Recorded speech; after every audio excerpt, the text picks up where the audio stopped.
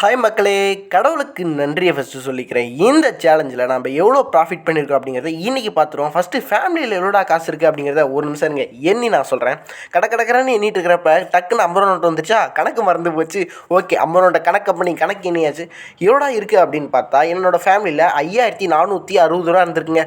Okay, இதை வந்து நம்ம ஃபேமிலியிலே நம்ம போட்டுருவோம். அடுத்தபடியாக பார்த்தா பூர் பீப்புள் ஃபுட்டுக்காக இல்லைங்க, இதை நம்ம கடைசியாக எண்ணிடுவோம். அடுத்து என் ட்ரீமில் இருக்கிறத பார்த்துருமா. ட்ரீமில் இருக்கிறது எடுத்து கடற்கடன்னு என்னலான்னு பார்த்தா ஒரு நிமிஷம் சில்லறைலாம் நேற்று நைட்டே மாற்றி வச்சுட்டு நான் எதாக இருந்தாலும் உண்மையை சொல்லிடணும்ல. ஓகே, அதாவது என்னோட ட்ரீமில் எவ்வளோ இருந்திருக்கு அப்படின்னு பார்த்தா இதெல்லாம் சில்லறை அதிலே போட்டுரும். கடற்கடன்னு என்ன திரும்பவும் கணக்கு மறந்துருச்சு. அதுக்கப்புறம் திரும்பவும் கரெக்டாக கணக்கு பண்ணி எவ்வளோ இருந்துச்சு அப்படின்னு பார்த்தா 2184 ரூபா என்னோட ட்ரீமுக்காக இருந்திருக்கு.